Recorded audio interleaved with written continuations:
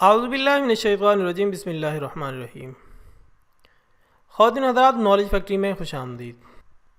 ناظرین، خدا کی بنائی ہوئی اس دنیا میں کئی اسرار پوشیدہ ہیں۔ ہر روز سائنسدان ان اسرار سے پردہ اٹھانے کا دعویٰ تو کرتے ہیں، لیکن ابھی بھی کئی ایسے راز موجود ہیں جن سے لوگ آج تک واقف نہیں۔ دنیا میں کئی ایسی مخلوقات بھی ہیں جن کے وجود پر سوال اٹھتا رہتا ہے، کیونکہ انہیں آج تک کسی نے نہیں دیکھا، یا اگر دیکھا بھی ہے تو انہیں اپنی آنکھوں پر یقین نہیں آیا۔ ایسی ہی ایک مخلوق جسے ایلین کا نام دیا جاتا ہے، اس مخلوق سے متعلق کچھ ایسے حقائق ہیں جن کو ہرگز نظر انداز نہیں کیا جا سکتا۔ خواتین و حضرات، ایلین کی موجودگی سے متعلق اس نظریے کو ہم یکسر رد کر دیتے ہیں، کیونکہ ہمارے خیال کے مطابق ایلین کی موجودگی کا نظریہ یورپ سے آیا ہے۔ آپ یورپ کے اس نظریے کو ایک سائڈ پر رکھیں اور ذرا سوچیں کہ انسان اب تک اس کائنات کو صرف 5% ہی دریافت کر سکا ہے۔ ہماری اس معلوم 5% کائنات کا آخری کنارہ ہم سے 46.5 ارب نوری سال کے فاصلے پر ہے۔ روشنی ایک سال مسلسل سفر کر کے جتنا فاصلہ طے کرتی ہے، اسے 1 نوری سال کہتے ہیں۔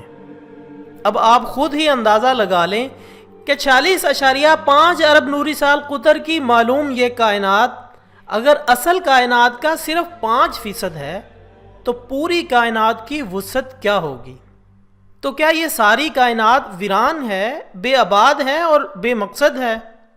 قرآن پاک میں ارشاد باری تعالیٰ ہے، اور ہم نے آسمان کو اور زمین کو اور اس دنیا کو جو ان کے درمیان ہے بے مقصد پیدا نہیں کیا۔ اسی طرح ناظرین، قرآن مجید کی بہت سی تعبیرات ایسی ہیں جو آسمان میں موجود دوسری مخلوقات کی موجودگی کی طرف بار بار اشارہ کرتی ہیں۔ جیسے قرآن پاک کی پہلی سورت فاتحہ میں ارشاد ہے، تمام تعریفیں اللہ کے لیے ہیں جو تمام جہانوں کو پالنے والا ہے۔ خواتین و حضرات، بات توجہ طلب ہے کہ اس آیت میں تمام جہانوں کا ذکر کیا گیا ہے، اور ساتھ میں یہ بھی کہا گیا ہے کہ انہیں پالا بھی جا رہا ہے۔ یہ آیت صاف صاف اس بات کی طرف اشارہ کر رہی ہے کہ زندگی صرف ہماری زمین تک محدود نہیں ہے، اور شاید اسی لیے علامہ اقبال رحمۃ اللہ علیہ نے اپنی قلم اٹھائی اور یہ لکھ دیا، ستاروں سے آگے جہاں اور بھی ہیں، ابھی عشق کے امتحان اور بھی ہیں، تہے زندگی سے نہیں یہ فضائیں، یہاں سینکڑوں کارواں اور بھی ہیں۔ ناظرین، اگلا اشارہ قرآن پاک ان مخلوقات کے بارے میں کچھ یوں دیتا ہے، زمین اور آسمان میں جتنے بھی لوگ ہیں سب اس سے مانگتے ہیں، اور وہ ہر روز کسی نہ کسی کام میں ہوتا ہے۔ ناظرین، یہاں بھی آسمانی مخلوق کی کھلی نشانی ملتی ہے۔ زمین میں جو لوگ ہیں وہ تو مانگتے ہی ہیں، لیکن رب کائنات فرما رہے ہیں کہ اس زمین کے علاوہ جو لوگ آسمانوں میں ہیں ہم انہیں بھی دیتے چلے آ رہے ہیں۔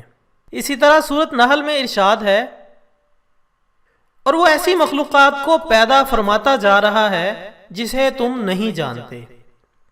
خواتین و حضرات، اس کے علاوہ سورۃ شورى میں اللہ تعالیٰ ارشاد فرماتے ہیں، اس کی نشانیوں میں سے ہے یہ زمین اور آسمان کی پیدائش، اور یہ جاندار مخلوقات جو اس نے دونوں جگہ پھیلا رکھی ہے، اور وہ جب چاہے انہیں اکٹھا کر سکتا ہے۔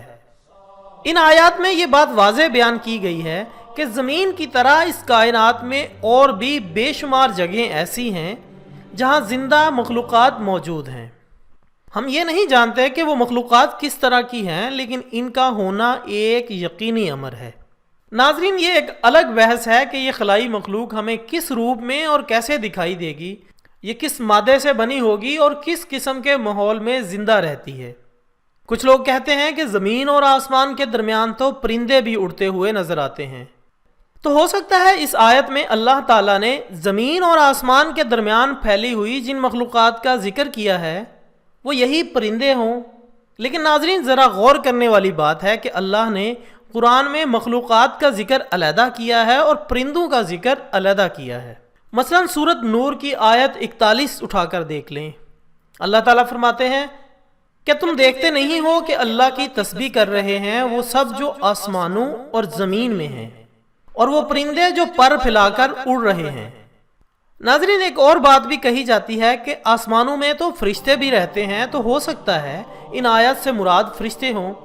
लेकिन नाज़रीन, सूरत नहल में जानदारों के लिए लफ्ज़ दाबा इस्तेमाल करके फरिश्तों का अलग जिक्र किया गया है, जिससे इस बात की वजाहत हो जाती है कि दाबा से मुराद फरिश्ते नहीं लिए जा सकते।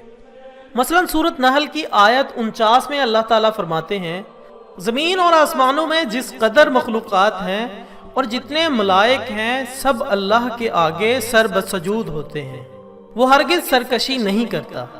दाबा का लफ्ज़ कुरान में सिर्फ जानदारों के लिए इस्तेमाल किया गया है और फरिश्तों को मलाइक के नाम से मुखातिब किया गया है।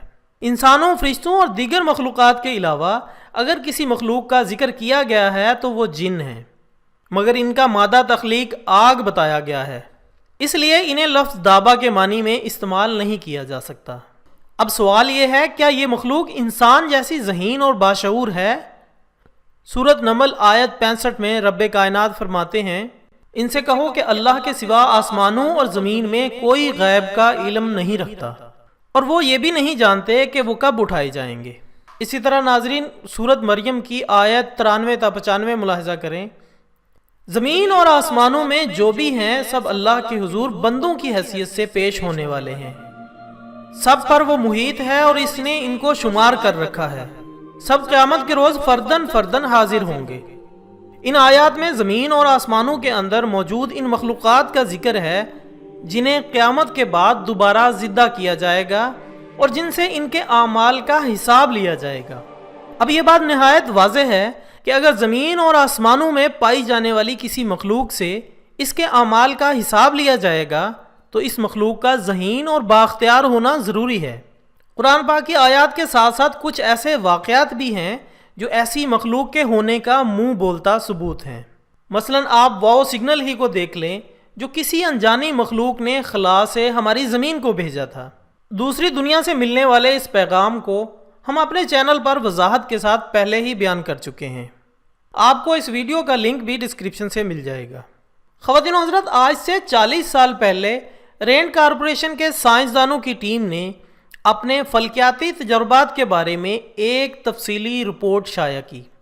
इस रिपोर्ट के मुताबिक ज़मीन जिस कहकशां में वाक़ है, सिर्फ इसके अंदर तकरीबन 60 करोड़ ऐसे सैयारे पाए जाते हैं जिनके जुग्राफियाई हालात और एटमॉस्फेयर हमारी ज़मीन से बहुत मिलते जुलते हैं, और इस बात का कवी इम्कान है कि इनके अंदर कोई जानदार मखलूक मौजूद है। नाजरीन, इस बात को हमने कुरान पाक में तलाश किया तो कुरान पाक ने यहाँ भी हमारी रहनुमाई की।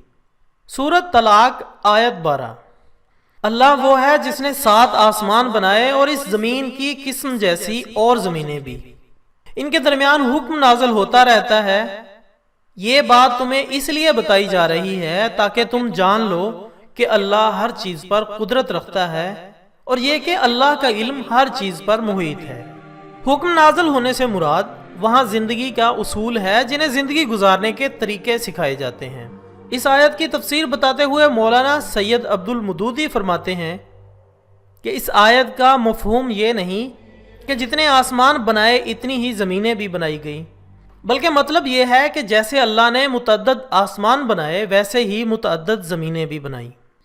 और ज़मीन की किस्म का मफहूम ये है कि जिस तरह ये ज़मीन जिस पर इंसान रहते हैं यहाँ रहने वाली तमाम जिंदा मखलूक़ात के लिए खुशगवार बनी हुई है, इसी तरह अल्लाह ने इस कायनात में और भी ज़मीनें बना रखी हैं जो अपनी अपनी आबादियों के लिए फ़र्श और गहवारा हैं। और आसमानों में ये जो तारे और दीगर सियारे नज़र आते हैं ये सब वीरान और बंजर नहीं हैं, बल्कि हमारी ज़मीन की तरह इनमें बकसरत ऐसे हैं जिनमें दुनियाएं आबाद हैं। कुरान पाक में अल्लाह ताला इरशाद फरमाते हैं, और हमने आसमान को और ज़मीन को और इस दुनिया को जो इनके दरमियान है बेमकसद पैदा नहीं किया। ख़वातीन व हज़रात, साइंसदानों ने डार्क इक्वेशन थ्योरी में ये दावा किया है कि कायनात में बसने वाली मखलूक़ात समंदर की रेत के ज़र्रों से भी ज़्यादा हैं। तहम ऐसी मखलूक़ात से राब्ता ना होना एक पुरअसरार बात है। अब देखना यह है कि ये राज कब खुलता है। इसके साथ ही आज की वीडियो का इख्तिताम होता है। नाजरीन, इस वीडियो को फेसबुक और व्हाट्सएप पर अपने दोस्तों के साथ शेयर करें और अपनी कीमती राय का इजहार कमेंट्स में ज़रूर कीजिएगा। ایک نئی ویڈیو کے ساتھ دوبارہ حاضر ہوں گے، تب تک کے لیے اجازت دیجیے گا۔ اپنا دوستوں، رشتہ داروں اور گرد و نواح کے تمام لوگوں کا بہت خیال رکھیے گا۔ اللہ حافظ۔